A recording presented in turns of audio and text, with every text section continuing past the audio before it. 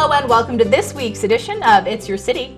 I'm here in the Brewery Arts Studios of Carson TV with Carson City Mayor Bob Crowell. Thanks for being with us today, Mayor. Thank you, Courtney. Well, good to be here. Well, we're glad you could join us. I know you've got a lot of things that you want to talk to us about. I do. That are going on in Carson City. Some exciting new projects. What would you like to start with today? Well, I think there's an exciting project with the Carson City Library that we ought to really talk about because it's another first in the country. Like, Carson City was the most travel-worthy state capital in the United States. Our Carson City Library just received a grant through the Library Services Technology grant that will allow it to issue entry-level certificates for people desiring to go into advanced manufacturing careers.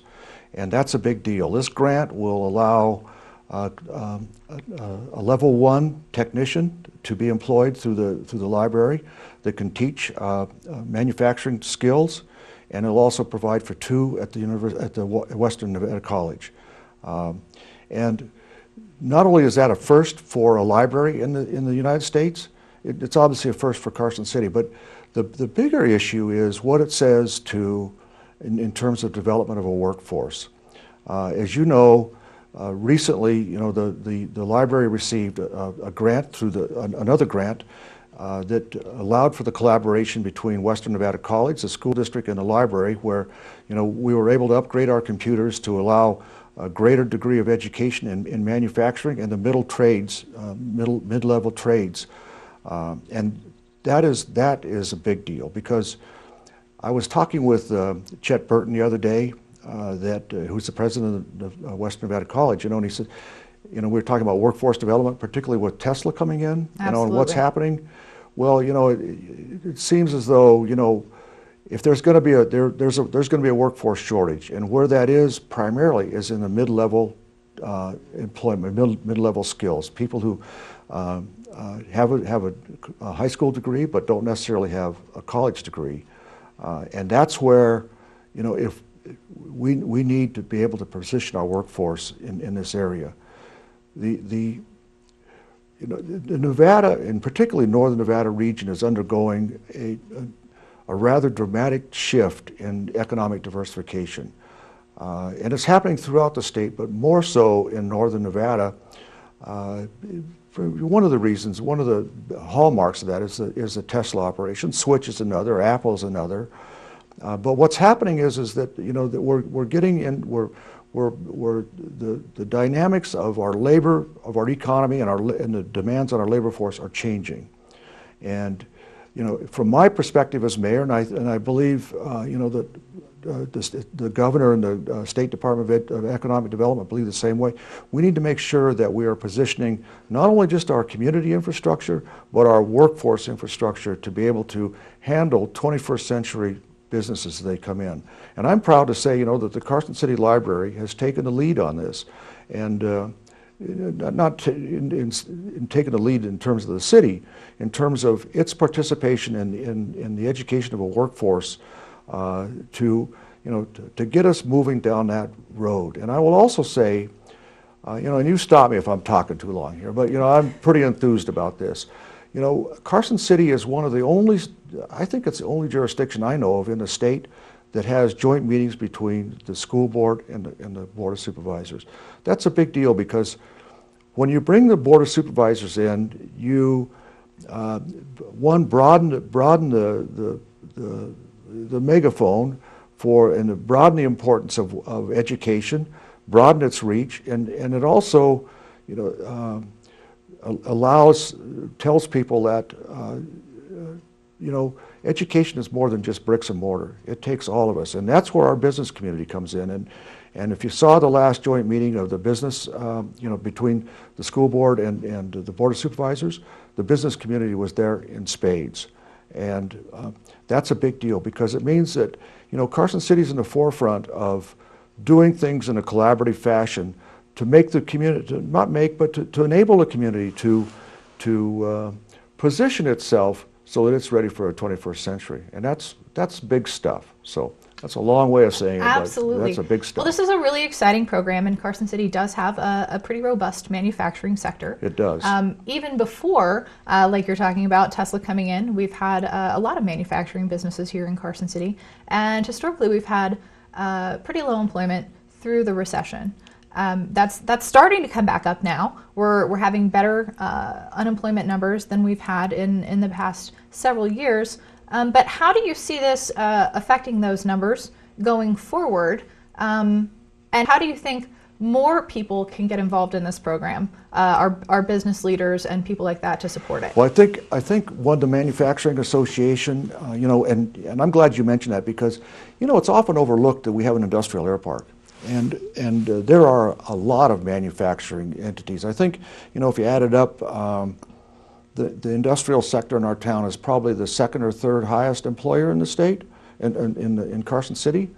The unemployment rate has been going down, but it's still, we're around 7%, which is around 2,000 unemployed folks in our community. That's what I call, there's 2,000 wage earners that, and their families, who don't have a job.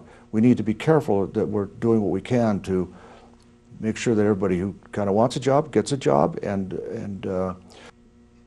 me just say it like this: when the recession hit, we lost a lot of people in the construction trade, and we lost a lot of our manufacturers. For whatever reason, they left our area. They're now back. They're coming back.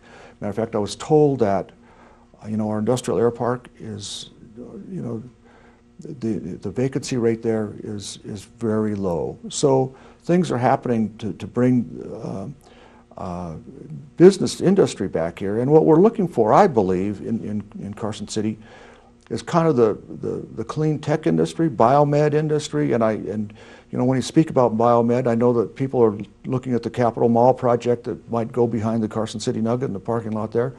A lot of that is designed around creating biomed spaces for biomed industries to locate and to work. So those things will help bring our unemployment rate down. And while I'm saying that, let me also just say, another key driver that I believe is going to be a key driver in our community is the Adams Hub for entrepreneurship. And I wrote about this in the paper, where the Adams Hub is starting a new program that will start in kindergarten, go all the way through K-12, where it is trying to create a culture of entrepreneurship in our community, a way of thinking about how do we use our skills, how do we use our everyday skills to say, we're all entrepreneurs in one way or another.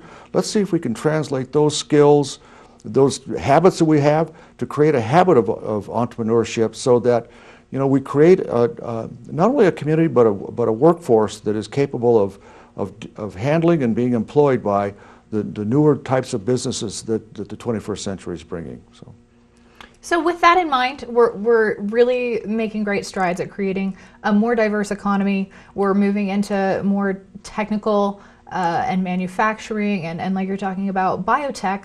One of the things that goes along with that is, of course, having a skilled workforce. We've got some great, this new program sounds very exciting. We're going to get some of these people trained, but additionally, we want to draw new manufacturers, new companies, new tech companies into our community. And one of the ways that we know can help that is by having a very livable community, a community that people want to come to, that's going to draw these companies to come here. One project that we're working on, of course, is the project downtown. Do you want to talk a little bit about that and what your hopes are for that with regards to job creation in Carson? I think that quality of life. My position has generally been, government doesn't create jobs, but what government should be doing is creating an infrastructure where people feel comfortable living, working, and raising families, and that covers the whole spectrum of people who are, young professionals, skilled trades workers,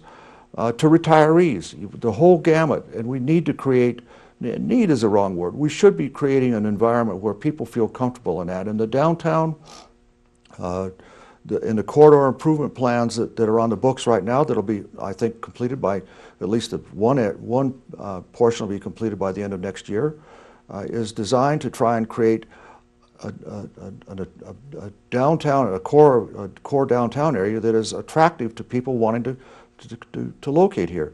And I'm proud to say, that part of the Capitol Mall project that is being considered for the property behind the Nugget is very enthused by the fact that we are doing things to create a more livable and workable quality of life downtown. And that's one of the reasons I believe why they're looking at that area. And if that happens, and I have every reason to believe that it will, I hope that it happens. That will change the dynamics of downtown immensely. And I think that by the end of next year, and by the time the next legislature comes here, they will see a downtown that is walkable, livable, where there's a vibrancy to it that you don't see today. And I'm proud of that. And I think we are the state capital, and we should have a face that shows this is what Nevada can be. And we're proud of our community. We're proud of being the state capital, and this is one way to show it, to show how proud we are. And the other things that we're doing as well, the new animal shelter, new athletic center, trails and things like that. That's all a matter of community pride that translates into when people come here, they're looking for the business environment, the economics, that's true. They're also looking for the education system, workforce, and how, what can our kids expect when they go to school here, which means that you got to have a good K-12 system, whether it's public, private, or a mix or both, and a college system. We need those things to happen in our community. But they also look at quality of life matters. And, Carson City, I think somebody once said, it's a diamond in the rough. It really is, because if you look around, you will see some of the most beautiful trails. We have 6,000 acres of open space here. We're right next to the eighth wonder of the world. We are a small, geographically compact community that can do things. I mean, we know exactly what our infrastructure can carry. We know what our natural resources can carry. When people come here to say, why should we come to Carson City? I can point to the hills, and I often tell folks, this is one area where you can be in the middle of downtown in 1 minute, in the heart of urban and political life and retail shopping and tourism, and in the next minute you can be on top of one of our mountains around here. It takes maybe 10 or 15 minutes to get to a top of a mountain where you hear absolutely nothing, where you can go out and enjoy a life that a lot of people who live in urban environments never get to experience. We have that here, and we also have great health care. In my view, we have great schools, both public and private. We have a college here that is extremely important, and we need to make sure that we do what we can to keep that college going. And by that I mean, we need to make sure, folks, if you're listening out there, you'll hear, that the athletic program is being cut there and that there's a lack of bridge funding there. I'm here to say that those are two separate things, but they're both important, but they're two separate things. We need to take care of both of them, but they should not be linked together, that if you solve one, you're going to solve the other. They're both important for the continuation of that college, and that college is a key, not just to the lifestyle it brings or could bring, but to the workforce as well. So that's a long way of saying I think that I'm very proud of being mayor of the greatest city, and I run into people all the time who are extremely proud to be members of the capital city of Nevada. Right now, the Nevada State Legislature is in session here in Carson City. There are a whole lot of bills and a whole lot of things to cover across the state, but what are your top one or two bills that Carson City is focusing on right now? Well, there are two bills that Carson City, the Board of Supervisors, has weighed in on as a board. One is to support AB 377, which is a bill that would continue to preserve the Nevada State Prison to hopefully become a museum at some point in time, hopefully sooner rather than later. And that's an important bill for our community. That's going to be heard, I think, when you see this. It'll be heard when you're listening to this. The other bill that the board has weighed in on is ward-only voting. As you know, during the last election, there was a ward-only bill that was before the voters in Carson City that was defeated, where you'd elect. That bill was one where you nominate by ward and then go to the general election. That bill was defeated fairly soundly. I think it was over 70% against. There's a bill that has been tried at least twice and now is again that would overturn the will of the voters. And our Board of Supervisors has taken a position that, you know, our community should not be supporting ward-only voting because we are geographically compact, small. The population level doesn't merit that, and we have a diverse population throughout all the different wards. So, you know, I will be testifying, I believe, if that bill comes up on behalf of the Board of Supervisors, because they have taken a position on it, to say, you know what, that's not what our community wants to do. Carson City's already had an opportunity to speak out about mm-hmm. that and to weigh in our last election, and this isn't what we decided was best for us. So, and we're going to let the legislature know what our citizens said. Well, it sounds like there's a couple of bills there, the prison bill, and obviously this ward voting bill is something that is really of a concern to our community. So we hope that the Board of Supervisors and you will be able to reach out to the legislature and hope those will turn out in Carson City's favor. Well, that is all the time we have for today. Oh no! And I know, it went by quickly, didn't it? We thank you so much for being here with us today, Mr. Mayor, and thank you to everyone out there for joining us for this week's edition of It's Your City. Tune in again next week where we'll have a new guest and new conversations about what's going on right here in Nevada's capital. I'm Cortney Bloomer. We'll see you next week.